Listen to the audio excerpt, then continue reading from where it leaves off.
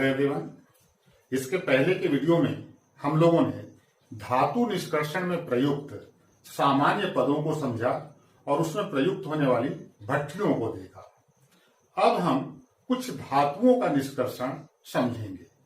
हमारे सिलेबस में 4 धातुएं हैं: एल्यूमिनियम, कॉपर, जिंक और आयरन।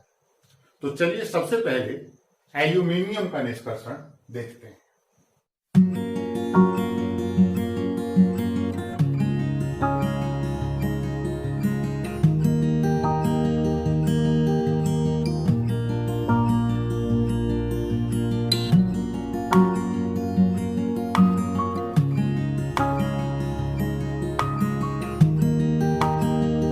एल्यूमिनियम का मुख्य अयस्क बॉक्साइट है। बॉक्साइट से एल्यूमिनियम का निष्कर्षण कई चरणों में संपन्न होता है। सबसे पहले बॉक्साइट का शोधन किया जाता है। तो बॉक्साइट के शोधन की जो विधियां हैं वह उसमें उपस्थित अशुद्धियों की मात्रा पर निर्भर करती है। बॉक्साइट में मुख्य रूप से सिलिका और हेमेटाइट अशुद्धियों के रूप में विद्यमान होते हैं। अब इन अशुद्धियों की मात्रा कितनी है, इस आधार पर बॉक्साइट के शोधन की अलग अलग विधियां हैं। जैसे यदि बॉक्साइट में सिलिका और हेमेटाइट दोनों की अशुद्धियां विद्यमान हैं, तब हम हाल की विधि द्वारा इसका शोधन करते हैं। यदि बॉक्साइट में हेमेटाइट की अशुद्धि अधिक मात्रा में विद्यमान हो, तब हम बेयर की विधि का उपयोग करते हैं। और यदि बॉक्साइट में मुख्य अशुद्धि सिलिका की हो, तब हम सर्पिक विधि का उपयोग करते हैं। तो चलिए सबसे पहले हम लोग देखते हैं हाल की विधि। इस विधि में बॉक्साइट को बारीक चूर्ण के रूप में पीस लिया जाता है और उसमें ठोस सोडियम कार्बोनेट मिलाकर उसको प्रगलित करते हैं। इस क्रिया में सोडियम मेटा एल्यूमिनेट बनता है। सोडियम मेटा एल्यूमिनेट जल में विलेय होता है और अशुद्धियां जल में अविलेय होती हैं, तो इन्हें छानकर पृथक कर लेते हैं।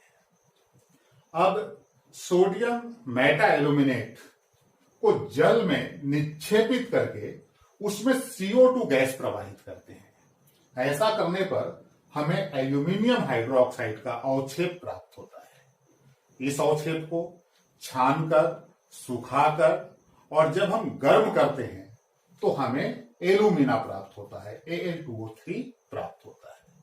तो ये जो बॉक्साइट के शोधन की विधियां हैं, इसमें हमें एल्यूमिना प्राप्त होता है। नेक्स्ट है बेयर की विधि।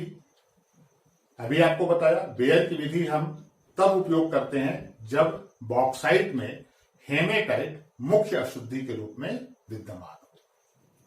तो इस विधि में सबसे पहले बॉक्साइट अयस्क को बारीक चूर्ण के रूप में पीस लिया जाता है और उसको NaOH के साथ 80 वायुमंडलीय दाब और 150 डिग्री सेल्सियस ताप पर छोटी छोटी भट्टियों में गर्म करते हैं।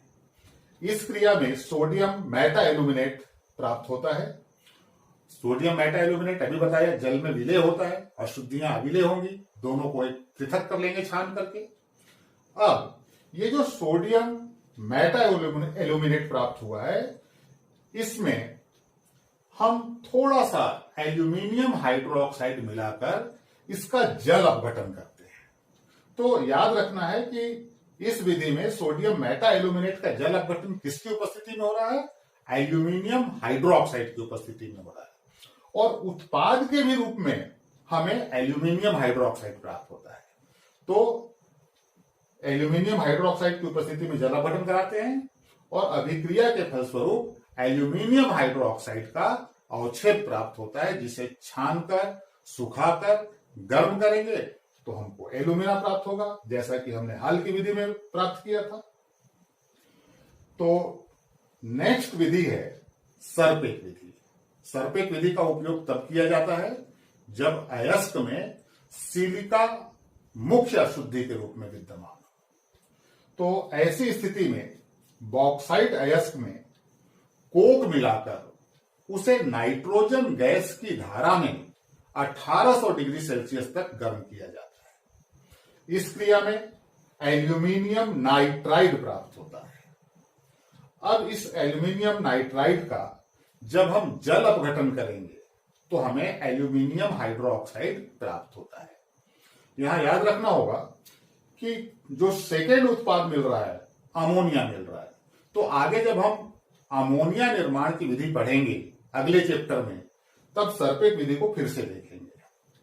तो यहां एल्यूमिनियम नाइट्राइड का जल अपघटन करने पर एल्यूमिनियम हाइड्रोक्साइड और अमोनिया प्राप्त होता है। हमें जरूरत है एल्यूमिनियम हाइड्रोक्साइड की। इस एल्यूमिनियम हाइड्रोक्साइड के अवक्षेप को हम छानकर सुखा लेंगे और जब गर्म करेंगे तो हमें एल्यूमिना प्राप्त हो जाएगा। और ये जो सिलिका की अशुद्धि है ये कार्बन के द्वारा सिलिकन में अपचयित हो जाती है और सिलिकन वाष्पित हो जाता है। इस प्रकार अशुद्धि यहाँ पे पृथक हो जाती है। तो ये हमने देखा बॉक्साइट के शोधन की विधियां, और इन विधियों में हमें प्राप्त हुआ एल्यूमिना। तो नेक्स्ट हम लोग देखेंगे एल्यूमिना का विद्युत अपघटन। एल्यूमिना का विद्युत अपघटन डायरेक्ट नहीं किया जाता है। इसमें फ्लोरस्पार और क्रायोलाइट मिलाया जाता है और इसके गलित मिश्रण का हम विद्युत अपघटन करते हैं। इसके पीछे मुख्य कारण यह है कि एल्यूमिना का गलनांक अत्यधिक उच्च होता है 2050 डिग्री सेल्सियस। यदि इस अवस्था में एल्यूमिना का विद्युत अपघटन करेंगे तो जो एल्यूमिनियम मुक्त होगा कैथोड पर वो वाष्पित हो जाएगा, वाष्प बनकर हो जाएगा, हमें एल्यूमिनियम प्राप्त नहीं होगा। तो इस समस्या का समाधान करने के लिए एल्यूमिना में फ्लोरस्पार मिलाया जाता है। फ्लोरस्पार की उपस्थिति में जो मिश्रण का गलनांक है वह 870 डिग्री सेल्सियस हो जाता है और इस ताप पर जब हम विद्युत अपघटन करेंगे तो एल्यूमिनियम वाष्पित नहीं होगा। दूसरा कारण है कि एल्यूमिना विद्युत का अच्छा चालक नहीं है। तो यहां मिश्रण की विद्युत चालकता बढ़ाने के लिए उसमें हम क्रायोलाइट मिलाते हैं। तो इस प्रकार एल्यूमिना में हम फ्लोरस्पार और क्रायोलाइट मिलाकर एक गलित मिश्रण बनाते हैं और इस गलित मिश्रण का विद्युत अपघटन किया जाता है। और यहां से आपको वस्तुनिष्ठ प्रश्न भी बनते हैं कि फ्लोरस्पार क्यों मिलाया जाता है। तो मिश्रण के गलनांक को कम करने के लिए फ्लोरस्पार की उपस्थिति में मिश्रण 870 डिग्री सेल्सियस पर पिघल जाता है। और क्रायोलाइट क्यों मिलाते हैं? क्रायोलाइट मिश्रण की विद्युत चालकता बढ़ाने के लिए मिलाते हैं क्योंकि एल्यूमिना विद्युत का अच्छा चालक नहीं है। तो चलिए देखते हैं एल्यूमिना का विद्युत अपघटन। विद्युत अपघटन करने के लिए लोहे के एक टैंक का उपयोग किया जाता है जिसमें कार्बन की लाइनिंग होती है, कार्बन का अस्तर लगा होता है और ये टैंक स्वयं कैथोड का कार्य करता है। एनोड के रूप में ग्रेफाइट की छड़ों का उपयोग किया जाता है। अब इस टैंक में एल्यूमिना, फ्लोरस्पार और क्रायोलाइट का गलित मिश्रण लेकर के विद्युत अपघटन करते हैं। तो विद्युत अपघटन की क्रिया को समझते हैं। सबसे पहले क्रायोलाइट Na3AlF6 इसका सूत्र है। यह विघटित होकर के सोडियम फ्लोराइड और एल्यूमिनियम फ्लोराइड देगा। आगे हमें आवश्यकता है एल्यूमिनियम फ्लोराइड के। एल्यूमिनियम फ्लोराइड ये पिघली हुई अवस्था में एल्यूमिनियम आयन और फ्लोराइड आयन में वियोजित हो जाएगा। अब फ्लोराइड आयन एनोड पर जाएगा, उसका ऑक्सीकरण होगा, वह इलेक्ट्रॉन त्याग करके फ्लोरीन में परिवर्तित हो जाएगा।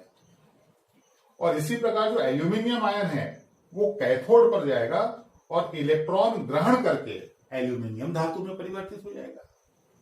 तो यहां जो कैथोड पर अभी हमने एल्यूमिनियम प्राप्त किया है, ये हमको किससे प्राप्त हो रहा है?